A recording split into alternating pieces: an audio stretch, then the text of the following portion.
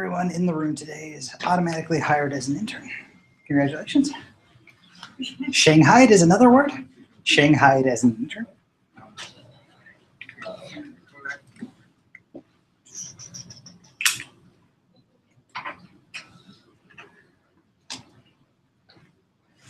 How you guys doing? Do you remember how to get here, things like that? It took me some time. This morning, my alarm went off and I was like, why? 7:30? That seems early.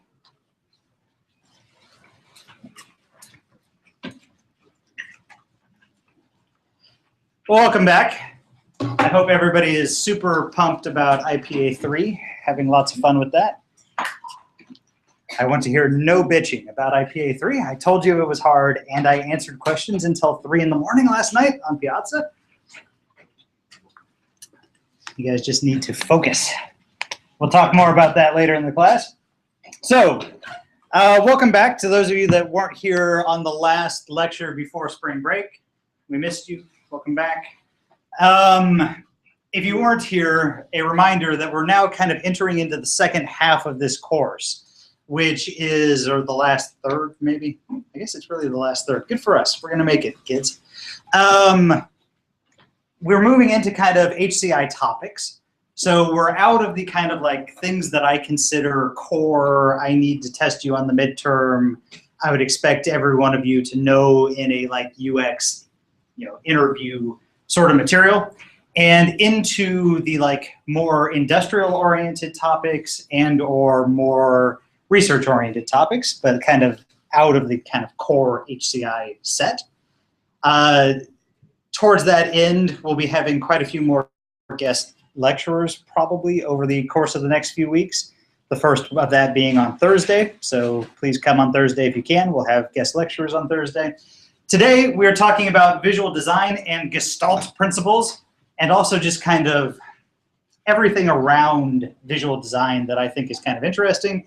And then next time I lecture, which TBD exactly when that's going to be, but soon, we'll probably move into like visual displays of information. So kind of information visualization and use of color and those sorts of things. So anyway, here we go.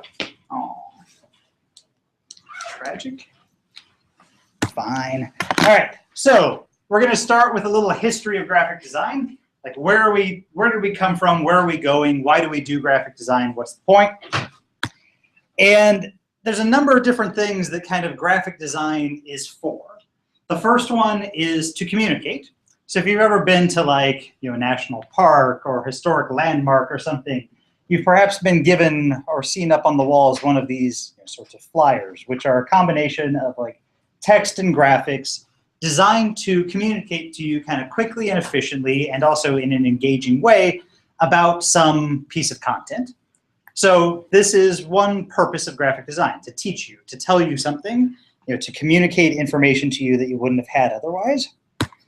A second purpose of graphic design is illustration. So you've heard the picture is worth 1,000 words.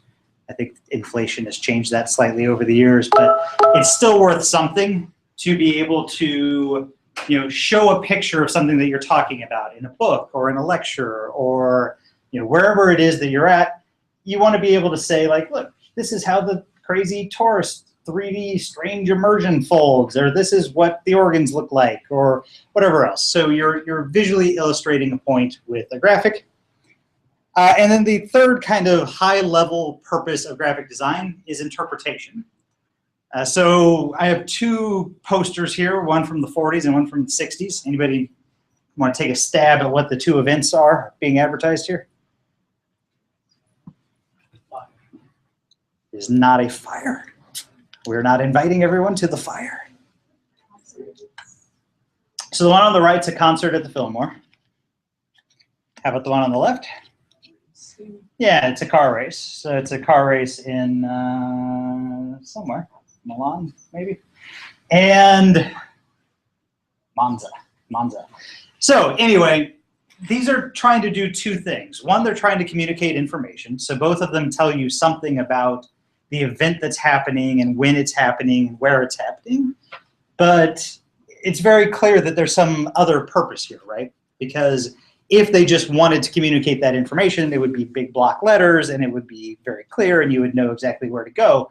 But this is trying to evoke something in you, right? It's trying to catch your attention, it's trying to persuade you, and it's trying to communicate to you not just the facts of the thing, but also the feel of the thing. And so that one on the left is like super 1940s, like it just screams 1940s at this point, and the one on the right just kind of screams late 1960s. And that's because the visual design has an aesthetic to it and has changed over, the centuries. So going way back in our kind of brief tour history of graphic design, there's an argument to be made that kind of graphic design as a both art form and profession begins with the Gutenberg Bible. So this is the first like mass-produced printed, right? And while the main text was printed with a letterpress and everything, it was what's called an illuminated manuscript. And so these little letters that start off the different, say, chapters probably, were drawn in by hand. So a person sat down with every copy of the Gutenberg Bible, for those who could afford this particular service, and embellished each copy of the Gutenberg Bible with these illuminations. And these ranged from kind of very basic things that kind of draw your attention and just focus you and make it feel more like the previous handwritten, hand-copied manuscripts, all the way to, pictures of dragons. And I'll get in trouble if I speculate too much of what the illustrations were in the Gutenberg Bible, but let's say there were dragons. The idea here is just to bring a touch of kind of hand-drawn-ness into this, to kind of offset what was considered kind of affront to man and God alike of the printing press, where every page kind of looked and felt the same. You'll notice also, if you look at the kind of font that was being used at the time, to use a term loosely, it was intended very much to emulate the handwritten script of the day. So handwritten script was in a kind of script called black script, and it involved this really heavy nubbed pen that you kind of dragged around the page. And the fonts of the time were intended to replicate that look and feel in order to make the book feel as much like a book as it possibly could. So there's sort of a weird quasi-skeuomorphism going on here, right? Where they didn't want it to look artificial, they wanted it to look like a handwritten book. This is also around the time of the advent of uppercase and lowercase letters. You know why they're called uppercase and lowercase? It's your fun trivia question. Yes? The trays in which you store the letters that you put into the press. Yeah, so when you were working a letterpress, you had physical cases, and you kept your uppercase letters in the uppercase. Get it? Oh. All right, so there are cases for a letterpress. If you look on there, you'll see that some slots are bigger than others. Anybody know why? Yeah. Possibly more commonly used. So they're more commonly used, but why does it need to be bigger? Is it just a matter of convenience? Yeah. No. Well, sort of. Why? Why does the letter itself need more space? No. Yes. Is it because like sometimes the first letter is like really big, like a particle? No. It's because you physically need more of them. Like, think about it. You have to put down a row of letters, and if there's a lot of E's in your one line of text, then you need a bunch of E's. And so the case design, accounted for that fact by giving you a lot of E's. And God help you if you had to write down a sentence that had more K's than you got, right? So people like literally changed the words of the Bible in order to fit the printing set that they had. True story. But anyway, it's kind of an interesting point in graphic design history. And I think when we talk about InfoViz, I'll also bring in typography there. We'll talk about kind of layout and typesetting a little bit more there. All right, so moving forward from the Gutenberg Bible and into the Renaissance, Here we have kind of the next evolution in the mix of graphics and text.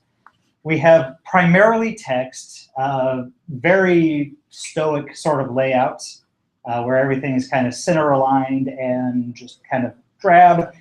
And this is at a time when like printing technology was rare enough that only very important things kind of made it onto the page. And by important, we mostly mean whoever had the money to like get a hold of a printing press. And so we're talking about things like proclamations from the church and warnings of the new plague. And, you know, if you ever played Assassin's Creed, like these are the things you're running around and tearing down when they're after Ezio. Anyway, so these are embellished, but like reserved, right? The next big quantum leap forward in kind of printed, distributed material didn't happen until the 19th century. And what happened was essentially the Industrial Revolution. So the Industrial Revolution comes around and suddenly money is distributed in a way that it hadn't been before. And access to the technology has become much more common because more people can get a hold of it. And suddenly everybody just kind of goes nuts.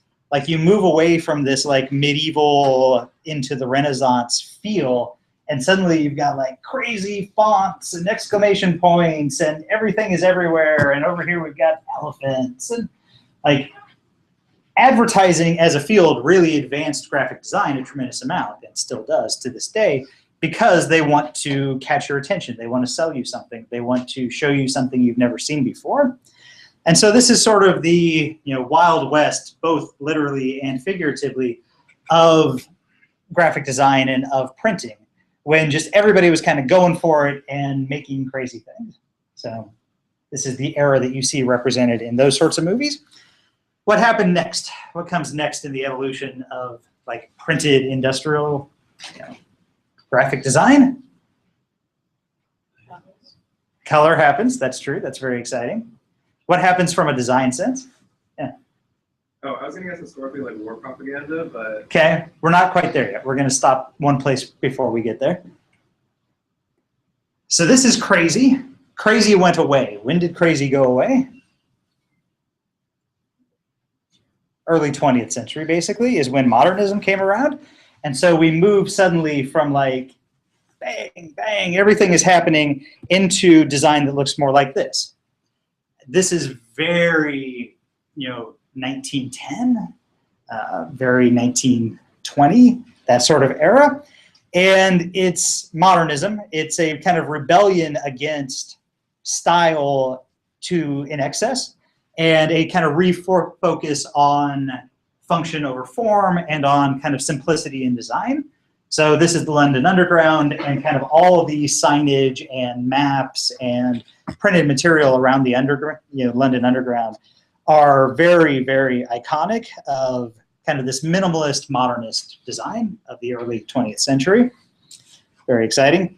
Very against kind of mixing of styles more than anything else. So like this nonsense over here on the left where we have like 20 different fonts, which now is kind of screams PTA meeting to you, kind of got stamped out by the modernist movement in the early 20th century. And kind of the big important force in modernist design was the Bauhaus in Germany. And this was a collection, it was essentially a school, a collection of kind of students and faculty in Germany from 1919 to 1933 that was formed after the kind of collapse of the German monarchy and survived until the rise of Nazism in Germany, and promoted this sort of like minimalist, clean aesthetic. It was really fundamentally, the modernist movement came out of Germany and Russia as much as any place. And it came out of Germany and Russia as a kind of rebellion against the previous centuries of the monarchy and of imperialism and of ornate, gilded, everything is fancy. And so we end up with kind of the icons of Russian and German design in this era.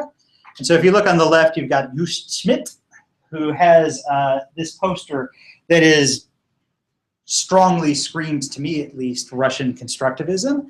It's this sort of look and feel for graphic design where the graphic design is evocative of architecture as much as anything, and kind of has some serious form while keeping to kind of a minimalist design. There's not 1,000 fonts there, but there is kind of a return to some sort of compelling, interesting graphical design. And then here on the right, we have Herbert Bayer, 1926 exhibition poster for this show that was for Kandinsky's 60th birthday. And here is kind of a seminal moment in graphic design, because we move towards this notion of we can use the typeface, we can use the size, we can use the layout of the page to actually communicate information. And so what jumps out at you when you look at this thing? More than anything, it's Kandinsky, right? And so that's what they want to use to kind of catch your attention. It's like, hey, big, famous, important person, boom, Kandinsky. And then the second thing that you see is, all right, well, this thing is a jubilee. It's a an exhibition. And then if you really care, like if we've got your attention now and you really want to get in on this thing, then all the details are like over here in the tiny font. But Bayer described it as a functional progression of size and weight from most important to least. It's interesting. And it really plays through to kind of modern design. Like this is the rule set by which we currently design both handouts, literature, ephemera, and things like web pages. Both come out of this kind of general school of thought. And so you can see here how the kind of Bauhaus minimalism invades the world and does interesting things. A few examples of that. So if you look on the left, this is kind of the typical medieval through the Renaissance, through the 1800s layout of text on a poster. And here you can see that kind of everything is bilaterally symmetrical across the center and very center aligned. When you see that thing on the left, what does it remind you of at this point? Like, where do you still see that? There's only one big place that I can think of that you see that style of design still. Wedding invitation? Ooh, good. I didn't think of that, but yes, very much so. Yep. Yeah, so like diplomas, certificates, degrees, things like that. And so there's this notion now in kind of the public consciousness that like this center-aligned Renaissance thing is prestigious. It's old and fashionable kind of in contexts where you want to be thought of as old and prestigious. But kind of out in the real world, what happened in the 1920s was this sort of radical rethinking of how you arrange text, moving towards kind of more dynamic, attention-grabbing, asymmetrical models. And so over here on the right, we have this sort of wacky grid-based layout to the text that would have been, your 15th century monk would have shook his fist at you for your wacky asymmetrical text. And also Gutenberg's printing press didn't know how to do that. But once they kind of got the technology around to do it and then started thinking about the design, they came up with these kind of more exciting ways of communicating information. So that's good. And then the like most literal interpretation of this notion of like structured chaos, structured asymmetry, is grid-based design. And if we come back to layout next week, which I think we will, I'll talk quite a bit more about kind of grid-based layout and why it works for people. But it's just this notion of like putting things on a physical grid. Usually you don't actually draw the physical grid, but in some cases you do, and things like that. Remains popular today, really, really drives kind of the design of applications and especially websites. All right, so moving into the modern era, we had this like long history of one-offs, of people producing posters and other ephemera that were intended to be kind of up there for a while and then thrown away. And that was the end of it. Like they were done. But once kind of marketing and advertising came into the fold, suddenly we had to start thinking about design systems. And Paul Rand in the 1950s at IBM was kind of the first big, loud proponent of this sort of thing. That we are going to have a design system for our company, And every piece of literature, every advertisement, every TV commercial that comes out of our company is going to fit this one particular visual style. And so it's a system of rules that inform the design of all sorts of different types of material, and it's a design language. It's how you know how to stay on brand. It's how you know how to be consistent across different platforms. And this move towards like, we can have a design system and just kind of plug and play the content into it is where modern design in terms of the web comes from, because we have these sorts of things where we have content-driven site designs. So this is the BBC's homepage, and there is some visual design to it, like they've made some decisions about how it's going to look. You set up the rules, and then you just kind of take your content and pour it in, right? So when the person was thinking about the visual design of this page, they didn't know anything about, Lyon versus Bordeaux in this soccer game. But they knew that they would have a headline and it would be about this long and that it would fit in this space. And so you get this sort of design system where everything just kind of has the right look and feel to it, despite not knowing the content at the time of design. There was one little wacky aberration in the kind of slow, steady march from like one-offs towards systematic design. And it was the mid-1990s. And in the mid-1990s, we started seeing all this like crazy, wacky design, kind of a return to one-offs and kind of irreproducible, magazine layout designs and things like that. Anybody want to take a stab as to why? What happened in the 90s that caused like everybody to lose their mind, graphic design-wise? Yeah. Computers. So suddenly they had graphic design tools, the likes of which they'd never seen, and so people got like their first copy of whatever was before Illustrator, even before Photoshop, before Print Shop, although maybe not, it might have been Print Shop, and started going nuts. They're like, we can do all sorts of crazy, amazing things. Like, look at all the cool things the tools allow us to do, these powerful, digital design tools. So it was a return to this kind of one-off design style, but frankly, it didn't last, mostly because it's hard. Like, people just don't have the time to sit around doing really impressive one-off visual design for like every page of every magazine or every piece of content on the web.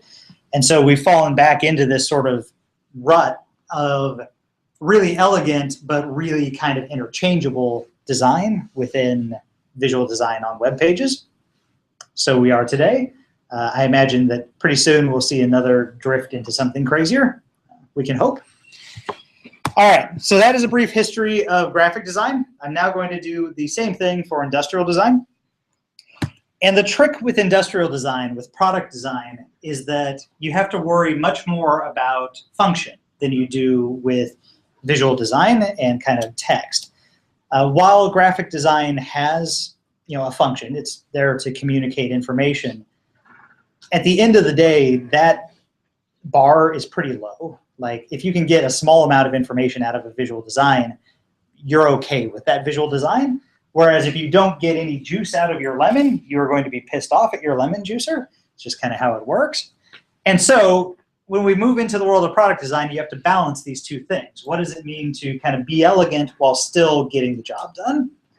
And if we go back in history, industrial design as a field, and as we've talked about before in this class, really started with the Industrial Revolution because it was the move away from kind of artisans who were making one-off, one-of-a-kind pieces and into mass production of physical goods. So following the exact same revolution that went on with the printing press and graphic design, industrial design moved along. And early industrial design, like the early things that came out of the Industrial Revolution, all had the same sort of feel as this mimeograph here. Anybody know what a mimeograph is? Yeah. Yeah, it's like a copy machine. It's like a Xerox machine. The feel at the time was that if you want to sell your product, if you want to impress people with the thing that you built, you need to make it as complicated as you can possibly make it. Like, it needs to be scary as hell, because otherwise, how will you know how fancy it is? How will you know how much work went into it? And that's a theme you'll notice that kind of comes and goes over the decades of like exposing the fanciness. And so you end up with kind of wacky tools like the Yankee chain drill. I don't know what the chain does. If anybody can figure that out, I'll be excited. But I think the chain goes back and forth and powers your drill. And exposed things, look how big and complicated we are. Look how complicated we can make this desk. And I want this tricycle, by the way. Faster than an auto, cheaper than a horse. Get a Manson tricycle. I could totally make it up to 13 in that thing. It'd be awesome. So you have this notion of like, we're going to show you everything. We're going to show you how complicated it is. We're going to impress you with the quality of our work by showing you every little detail. And then in the 1920s, Bauhaus came in and said, that's enough of that crap. And really helped kind of push a movement back towards minimalist, simple, sleek, streamlined industrial design and product design. And so suddenly we move from like this crazy ass piece of furniture over there on the left to we're going to make like the most simple chair we can. We're going to make the most elegant couch we can. And this style remains in to some extent. I mean, it's kind of retro at this point, but like definitely Art Deco didn't go away. And like, the 20s didn't go away. This feel still appeals to people just because it's very simple, very basic. And so this was part of a kind of overall movement in industrial design called streamlining. And here is the general notion that like things that were big and boxy, all the way from automobiles to telephones to clocks and chairs, got kind of less ornate, less elaborate, more streamlined as the decades went on. Definitely a move away from ornamentation and complexity, but towards kind of more emphasis of the function instead of just form. And so the iconic example of that is the streamlining projects that went on with the Pennsylvania Railroad in designing their locomotives. So over there on the left, you can see both, like an older one and a newer one. And the notion is that they said, all right, everybody knows that like our locomotive is impressive. We don't need to show the world that it's got fancy literal bells and whistles and gauges and things.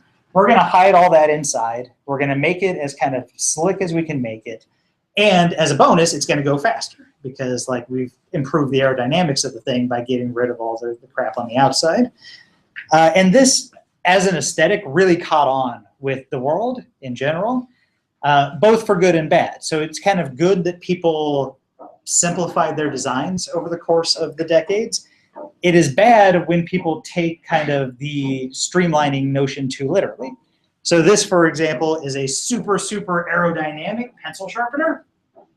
Does your pencil sharpener need to be super aerodynamic? No, probably not. Probably this is a misapplication of kind of this form onto an unrelated function. You're going to bolt this to your desk, and maybe if you blow on it, it will be very satisfying, but I doubt it. So this is just an example of kind of streamlining going too far. And it brings to mind the kind of thing, no matter what else you do, form ever follows function. This is the law. And that is held true as kind of the credo of industrial designers over the past 50 years or so. No sign of that changing anytime soon and going back to anything particularly ornate. Happening at the same time is kind of the invention of ergonomics and human factors as a field. And so Henry Dreyfuss went out and measured a lot of people, found as many people as he could find, men, women, children, and measured them and put it in a book. And the idea was that if you were an industrial designer, now you don't have to go out and measure people. Now you can go and look at the table and you can say, yeah, most hands can hold a cylindrical rod of this diameter and can pinch this way and can roll this way and are this tall and everything else. And this just informs kind of how you design products without having to go out into the field. And again, this is part of the move away from one-offs, where you're building a desk for a person, towards mass production, where you're building a desk for the average person. that can accommodate as many people as possible. So the most famous output of that process was the Dreyfus Model 500 phone. Show of hands, who's used a rotary phone? It's not too bad. All right. So this was like really super carefully designed on how you like make a good phone. How do you make it so that everything fits with the person really nicely and it's really super comfortable and you can sit there and talk on it all day and be happy.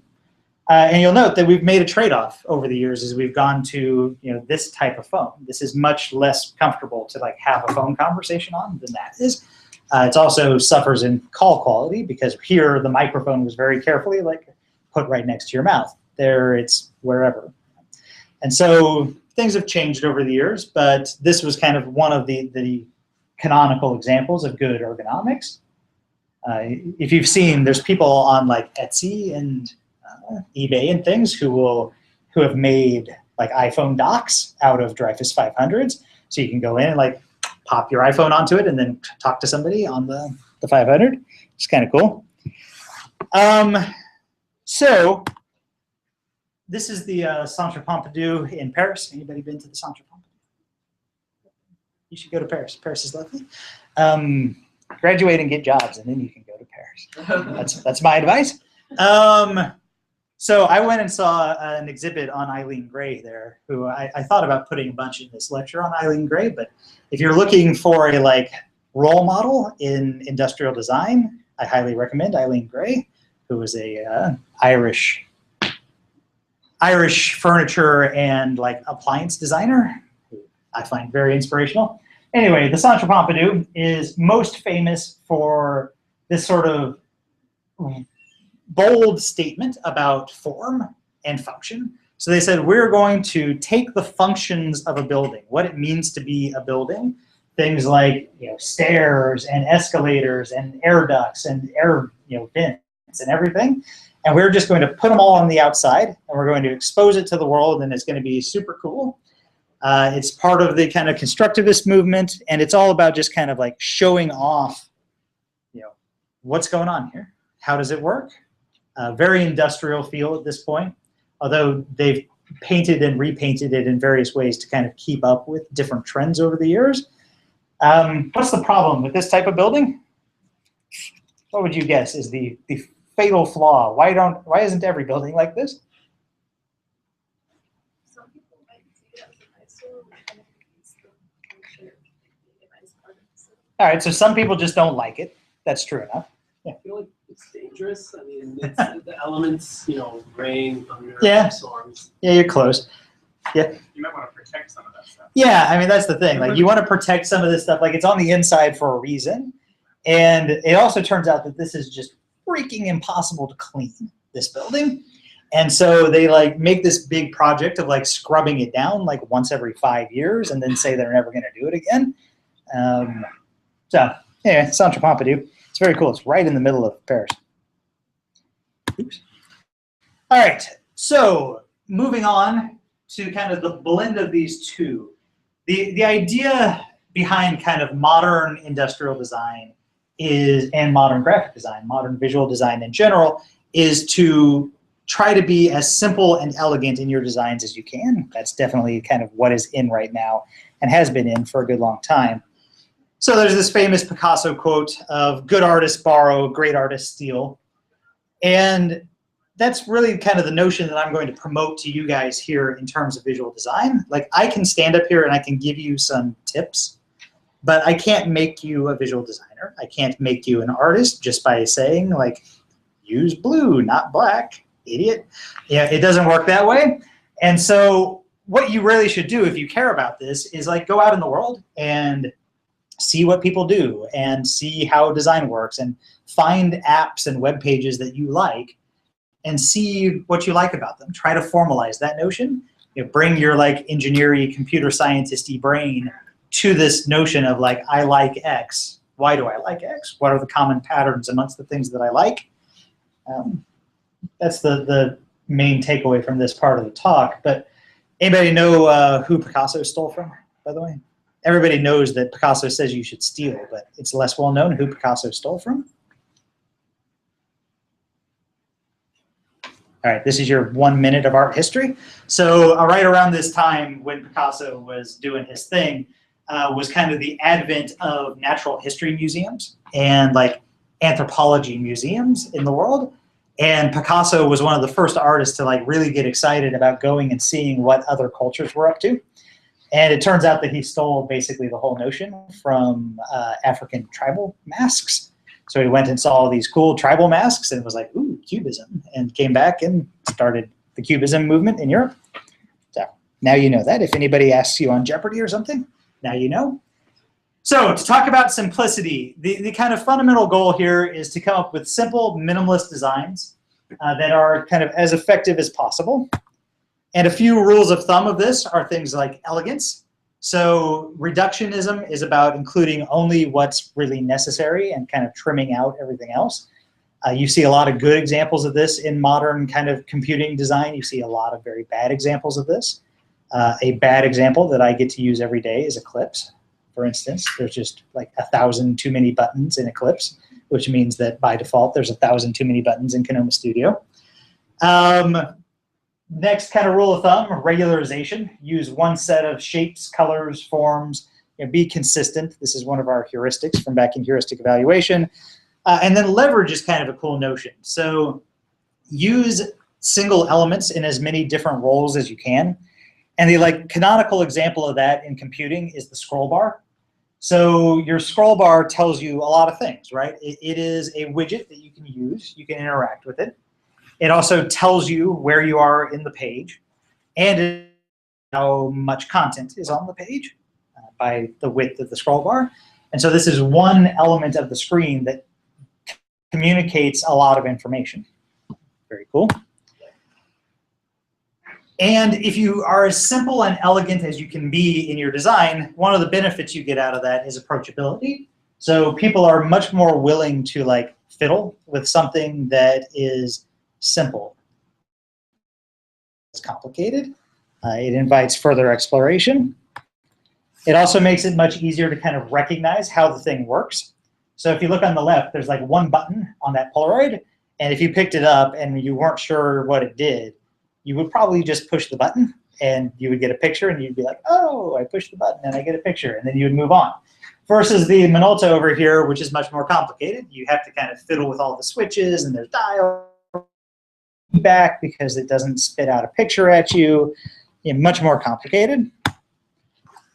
Immediacy. So it's important to kind of draw your eyes to the important visual elements. And if you get rid of everything else, your eye jumps right to whatever's important. So on the Google homepage, you know kind of where to go. You go to the center of the page. There's like a text box and a couple of buttons and a doodle, because it happened to be a doodle day when I took this screenshot last night, which really undercuts my point. Thanks, Google. But that's okay.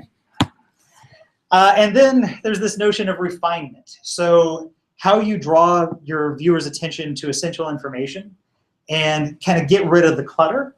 So over here on the right, this is super, super, super famous. You should know this example. Over here on the right, you have the like actual geography of the London Underground. And then on the left, you have the kind of stylized, elegant map of how you get from station to station. And it's just this beautiful example of how you take a complicated set of information, get rid of the distracting stuff, like get rid of this is how the line actually goes, just because it doesn't actually matter to the task, and then communicate the kind of task essential information as quickly and efficiently as possible. A book I highly recommend if you're considering a UX career. There's a kind of coffee table book that somebody put together of like every subway map in the world. Really cool book. Highly recommended. Okay, and then Unity. I'm going to skip Unity. I'm not interested in that. Google. Duck Hunt. All right, so how do you get this wrong? The canonical way to get this wrong is to just put way too much stuff. No, Pac-Man. Sorry, not Duck Hunt. Pac-Man. So you put, that was going to bother me. So you put too much stuff on the screen, and you end up with this kind of crazy disaster, clutter mess. And it's really hard to wade through this and figure out how to proceed using the using this application. Like, what do you do? Another common mistake is interference. And so here you see the thing you're trying to do and the keyboard shortcut given like exactly equal graphical weight in this interface. And it makes it really hard to like figure out which one you're doing when you click on those things. And then over here, these like widgets are super common for alignment, and it's really hard to figure out what they mean. Like, why is triangle and circle here, and why are these all circles, and like what are the semantics of that? It is not at all obvious. Too much structure is another common mistake. So your layout and forms start to get really complicated if you put too many lines and sub boxes and too much enforced flow to how the person is supposed to interact with the thing. Just doesn't help. And so as a general rule, white space is better than lines. And then going back to our friend Bob and other Bob competitors, and there were Bob competitors, belaboring the obvious is a problem. So do we need to know that each of these things is empty, or would it be sufficient to just have them unlabeled in that case? Things like that. A popular modern error is gratuitous use of 3D. So on the left, we have a completely pointless bar chart in 3D for no reason at all. And then on the right, we have this was super popular on Windows 3.1 for a while. There was a thing you could download where, for whatever reason, toolbars became cubes and prisms, and you could rotate them around. So you hit these arrows at the top, and the thing would go spin, spin, and you would move between your different sets of icons there. Kind of silly. Excessive embellishment is kind of the modern pushback. So this is what people like to hate today, is too much transparency or too fancy of widgets or just kind of too much stuff that communicates not enough information. Minimalists hate it. If I were to bring somebody from 1920 here, they'd be mad. But it kind of comes and goes. The minimalist things are still there. The fancy, gratuitous things are still there. There's some give and take between the two. Cool? Yeah. Are you referring to like the bright green lights, or like what's the On here? Yeah. So I'm referring partly to the fact, so what you're seeing here is Windows Media Player on top of desktop wallpaper that is like grass growing. And then around the like media controls, they make that partly transparent so that it would be fancy and you could see your wallpaper back behind it. But like, is that necessary? Is that important? I don't know. Like the glass theme never really did it for me or much of anybody else. So it has fallen away. And where have we gone from here? So I don't have another slide, I should. But what has changed in the past like 5 years? Where are we now? Yeah, so everything has gone super flat in the past couple years. So like the Windows 8 aesthetic is kind of dominating popular culture right now in terms of how things are presented. So that's where we've gone now. Any other questions on that? All right, before we get to Gestalt principles, which is just fun to say, we're going to take a moment to talk about Administrivia. So IPA 3, due tomorrow. It's hard. Get on it, people. So I did it, for the record, and it took me like half an hour. So if you know how to like Canoma.js, it's not that much work. Like my code was like 200 lines or something. Like it's not that much code. But if you don't know how to do these things, like you need to get on it. So if you don't know what you're doing yet, and really I hope you do, like please read the instructions. You're implementing a pet feeder and a companion app. So you're building two apps. One is the pet feeder, one is the companion app. One is in the Canoma Create simulator, one is in the like iPhone simulator, whatever you want to use. There's like a bajillion D questions on Piazza and the Canoma forum, and I may kill the next person that asks a question that I've answered like 100 times. So just so you know. And start now. Like leave. If you haven't started already, go. Like Gestalt principles aren't that important. Go write this code. Really, it's not that hard unless you get yourself too confused. So like I said, two pieces, the device simulator, which has a pin simulator, and the on-screen app, which can be super minimal. And then the companion app, which displays data from the device and allows you to interact back with the device. And so the device side of it will look something like this. You'll have your simulated sensors over on the left. That's using pin simulators. And then whatever you want to draw on the screen to kind of communicate what the device is doing would be good. So I suggest doing no more than just like drawing some static images over there. Like maybe if the dog is detected, you could draw a picture of a dog, or if the unicorn jumped over a rainbow, you can draw a picture of the rainbow. Whatever it is your pet feeder detects, like just draw some minimalist version of it over there. And whatever you do, don't try to write to these stupid things on the left, all right?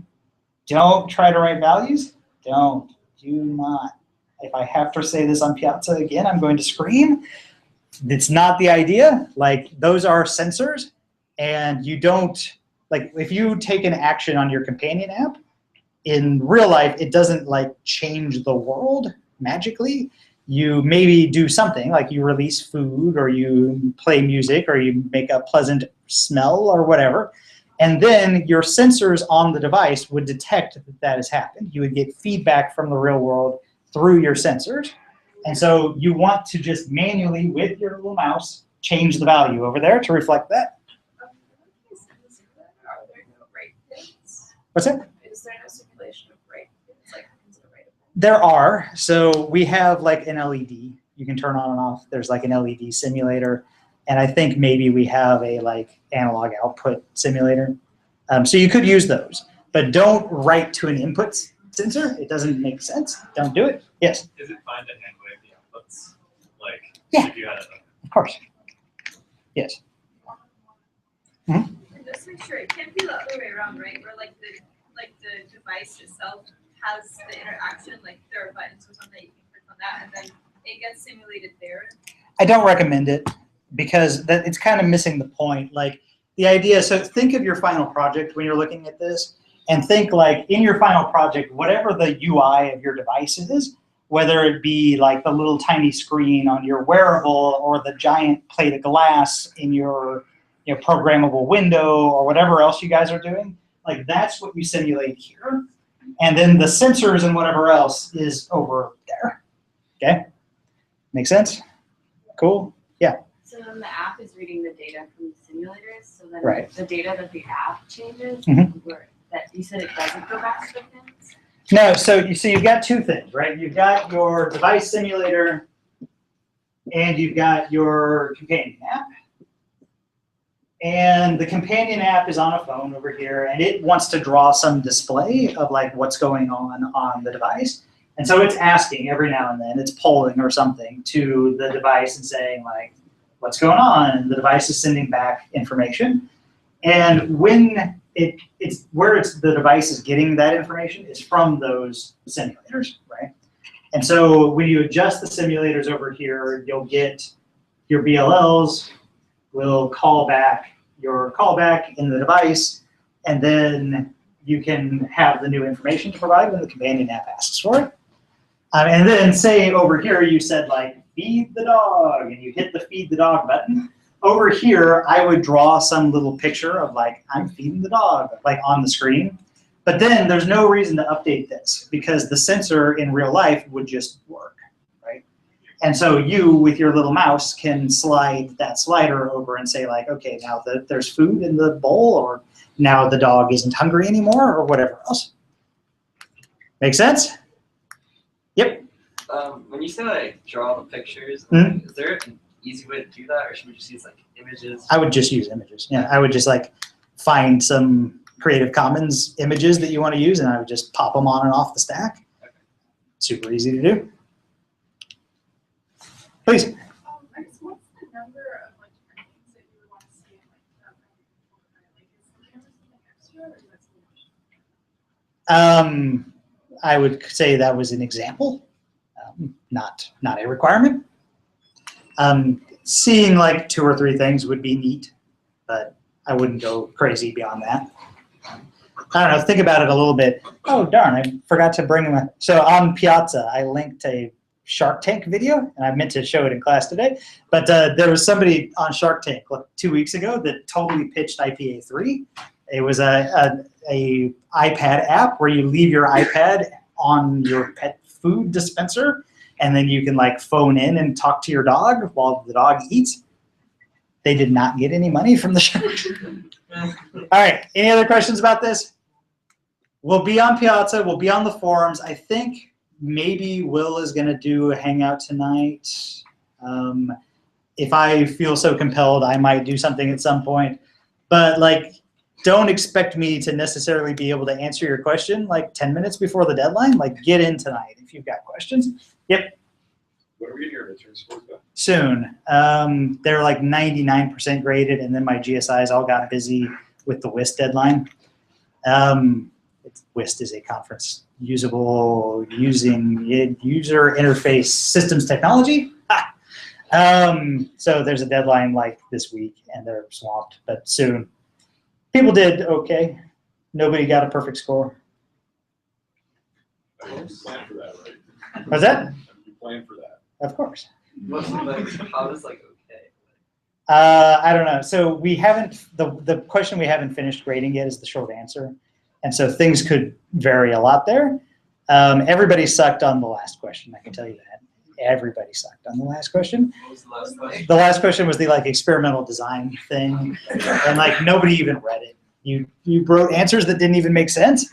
So if you wrote an answer that didn't make sense for question 5, you're not alone. Don't worry. It's, soon. I'm hoping by the end of this week, but we'll see. All right, Thursday lecture. Be here if you can. We have guest lecturers. It's going to be 2 of my comrades from Kenoma. It's my marketing director and my biz dev director are going to come and talk to you about kind of that side of the business, only because I think it's really important that you understand that like what you're doing is like the most connected job in a company. Like the user experience person is, like if a company is like a lot of people and a lot of little teams, like the UX person is like this thing in the middle that connects everything else together. So I want you to have some understanding of how like UX connects to marketing and how it connects to biz dev and how it fits into the rest of how a company works. So they're going to be here on Thursday. Please come if you can. I would appreciate a good crowd for our guest lecturers. We're also near the end of the semester going to have at least 1 more guest lecturer and probably a like panel discussion or 2 at some point about startups or IoT or something fun. Interactive prototypes and presentations. Do you know you're giving a presentation next Tuesday?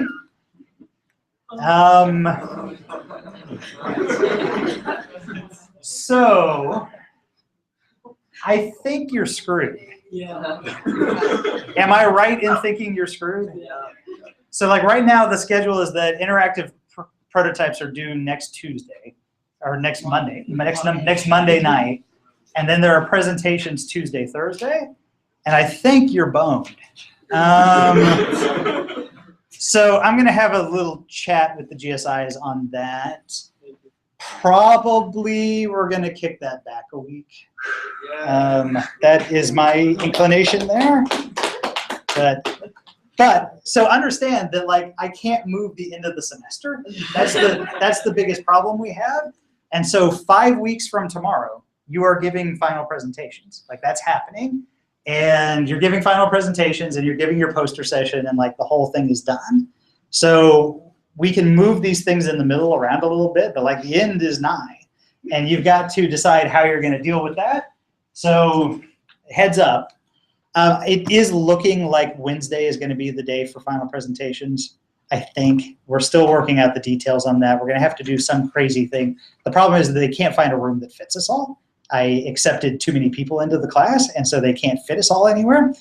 And so we're going to have to do something where we have like presentations and poster sessions split, and then we like tag in and out, something like that. But it's looking like it's going to be that Wednesday.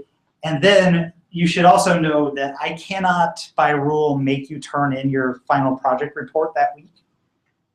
Because it's our RRR week, I can't do it. And so I have to make that due the next week. So that will be due like the first day of the next week. So Monday the 6th, 7th, 8th, 9th, 10th, 11th, I guess, will be when your like final code and video will be due. Okay? Okay. One last bit of administrivia. If you want to work for me this summer, I've got hella internships available. So if you are interested in UX, or the actual internship listing is for maker in residence. So somebody who wants to come and like tinker with electronics and make cool projects. Basically, if you like Canoma.js and want to work with it more, if you hate Canoma.js and want to fix it, or if you just like me, like come work with me this summer, it'll be fun. So the listing is at canoma.com/intern.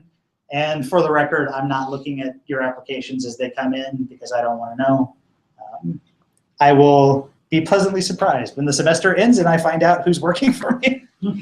So that'll be fun. I think marketing and head of engineering is going to handle those applications. Questions on anything administrivia-wise? All right, let's say Gestalt a bunch of times. So Gestalt principles. This is a German term, and it refers broadly to a unified whole. So it's about how people's kind of visual systems and brains interpret whole images as being something different than just the sum of their components. And there's all these built-in principles that you could go online and read about. I'm going to touch on just a few of them, but things like figure and ground and closure and common fate, etc. And so it's all about how do we make sense of the whole when we look at an image. So examples of figure and ground. How do you interpret those two things on the left, the top row and the bottom row? I will tell you how you're supposed to interpret them, and then I will tell you that it doesn't work for me. But anybody, what do you see? Yeah. Okay, so there's no doubt it's easier to read the bottom one, I think. So the principle of surroundedness suggests that if you completely surround a piece of thing in another color, then you interpret the inner thing as the content. And so here, you're supposed to see on the bottom tie, and up at the top, your eye is supposed to be drawn to the black boxes instead of the negative space. Doesn't totally work for me, but it also probably doesn't help that it's on a black slide. So anyway. And then on the right, here, you are supposed to interpret the black wedges as the content and the white things as the white space, in that they're smaller and like more surrounded. And you get that in this like classic, is it two people looking at each other, or is it a vase? A vase? A vase. So this is a kind of ambiguous example of like closure. Like, is the white thing being closed, or is the white thing the negative space? And so over here on the right, the examples on the left are supposed to look more like vases, and the examples on the right are supposed to look more like faces. I'm not entirely convinced by that, but that is the notion. This one actually works for me. So proximity. Here we have two grids of dots.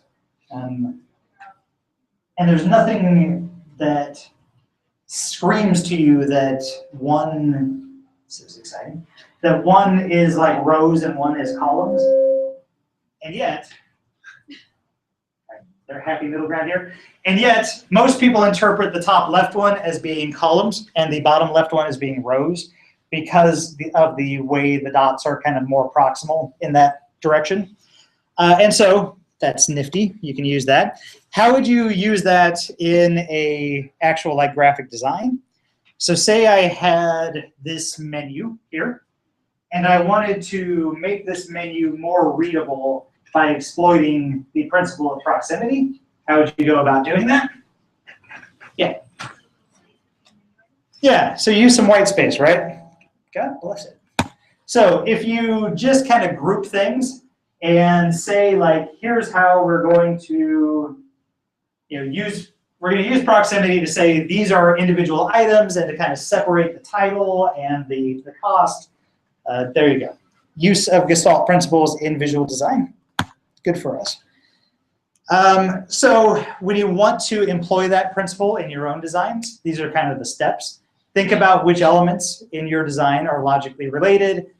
Draw a graph if it's necessary. That would be a very computer science-y thing to do, to go and draw like a tree of all your content. And then lay them out on your page so that the graph has as few overlapping edges as possible. And then emphasize with size of font and typeface to allow scanning for those groups. Cool. All right, here we have grids of content. Like there are no inherent rows and columns to this content. And yet, in both cases, your eye wants to pick out the rows, not the columns. And it's because of similarity. So the change in color or brightness or contrast on the left versus the shape on the right tends to make you think row instead of column. That's all there is to that. And so how would we apply that principle to our menu that we had before? So when last we left it, we were here. How would we improve this using a similarity?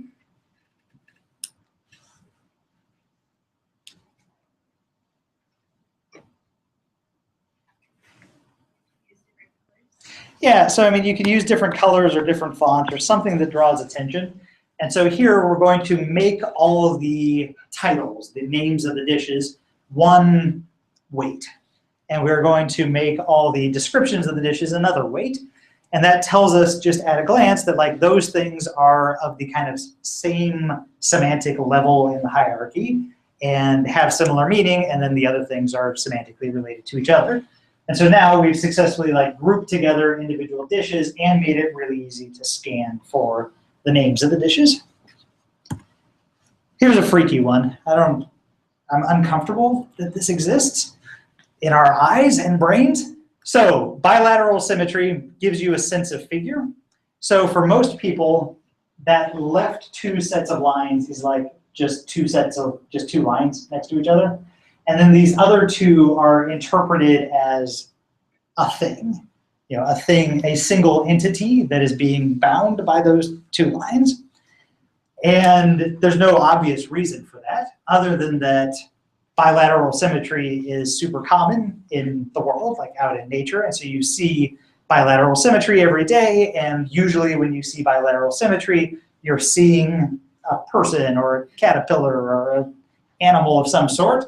And so your brain has been trained over the millennia to think of those things as objects rather than just lines next to each other. Freaky? Yes? What's bilateral symmetry? It's this notion that you have an object, and if you draw a line down the middle of it, they're mirror images of each other. A reflection across an axis. Correct. Yes. Yes, indeed. Doesn't work as well for me as the one on the right doesn't work as well as the one in the center. Personally, I think the one in the center looks like a happy like caterpillar or ant or something, and the one on the right would want to poke me. All right, connectedness. So connectedness overrules everything else. So if you just draw lines between two objects, it doesn't matter if those, you can break up things like similarity or proximity or sameness of size just by drawing lines between them. Just kind of an interesting fact. Continuity is a big issue. Clipping. So we prefer smooth, not abrupt changes. This one I read for like an hour last night, and I could not figure out continuity. So the idea I know is that we don't like gaps between things that are supposed to be related. But if anybody can explain the Gestalt principle of continuity, you get 1 extra point. I don't know in what context, but just 1 extra point in life. But we do prefer smooth and not abrupt changes. This part of it I understand. So if you're trying to draw like a connected map between nodes, then you're better off doing this thing on the left instead of the thing on the right. So people have some trouble interpreting connectedness between nodes when there are right angles in the connections. That is just true. Although I will tell you that your brain can get used to this because that's what circuit diagrams look at like, and I stare at them all day. So I have a theory that if you're an engineer, you might prefer the one on the right, and if you're like an artist, you might prefer the one on the left. Yes? Does this not contradict the subway example? It does a little bit. I think that part of it is in, if you look at those subway maps and you kind of pour through them, very rarely do they actually have right angles. So they're more in the like 45 and 20 degree, and they're sort of these sorts of connections, and they're not like quite the break of a right angle. But certainly there is some tension amongst these principles, right? And there's no way to come up with a design that necessarily satisfies all of them. So, yeah. Can I take a stab at the top one? Please. But I think what it's trying to say is that like mentally we prefer things to continue in the way that we expect them to. So like A, we interpret as a line in a box. Like B, even though it's just a simple picture of C, but it's broken up, but that is two shapes that are not regular to the eye, and so they're not the way that we break up picture A in the first place. And so B is the way that we all break up the continuity of A with the assortment of lines, even though it could be broken up as C. Okay, I like that.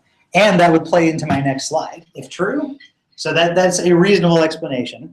And that plays into the principle of closure also, which is that if you look at that image on the top left there, most people interpret that as a circle partially occluded by a rectangle, not as a like 280-degree arc that happens to be near a rectangle. And so if you go over to B, like B is not how people want to interpret A. Like they see it as a full circle behind there. And then you also get these like wacky illusions of like shapes emerging from partial cutouts. So there's nothing inherent about, like over on the left there, the Pac-Men are not inherently making a square, and yet your brain kind of fills in the square for you. Whereas in the middle one, it's actually there. So that is the principle of closure. The brain just prefers to think of things as being closed rather than open.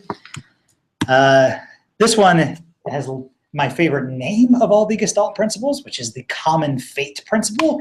Anybody want to take a guess at what that one is before I hit next? Yeah. You expect all of the dots to behave the same way? So like all fall, for example. Okay. Close. Yeah, right idea. Yeah.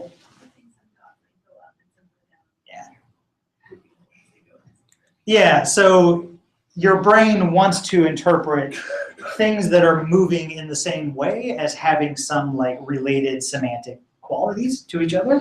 So your brain expects them all to either stay still or all to fall together. And when some behave per expectation and some don't behave per the expectation, they get grouped together by your brain. Makes sense.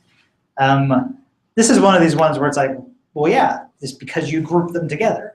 Like, of course, you think they're grouped together, but it is interesting that like the brain does that for you. You don't have to kind of manually process how that works there. Very good.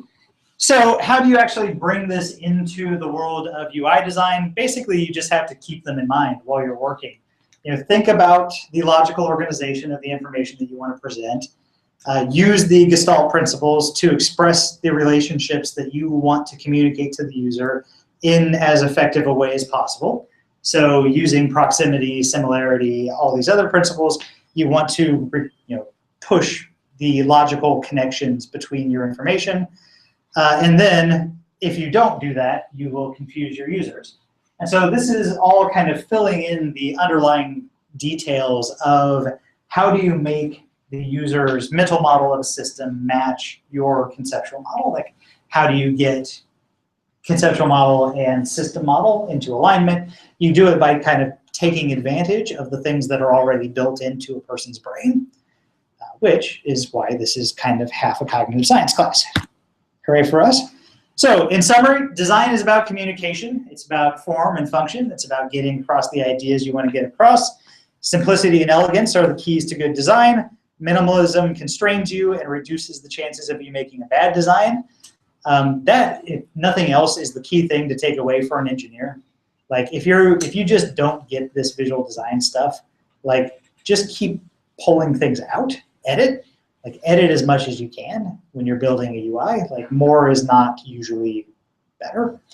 And then having some understanding of how human vision is organized by the Gestalt principles makes you much more aware of like how the world works and how people perceive information, and you should just be aware of them while you do your designs. Any questions? All right, come on Thursday. Biz dev and marketing, it'll be fun. They're very nice. Nice folk. See you Thursday. Good luck finishing up IPA 2. Are you sending out right now? Yes. Where are they at?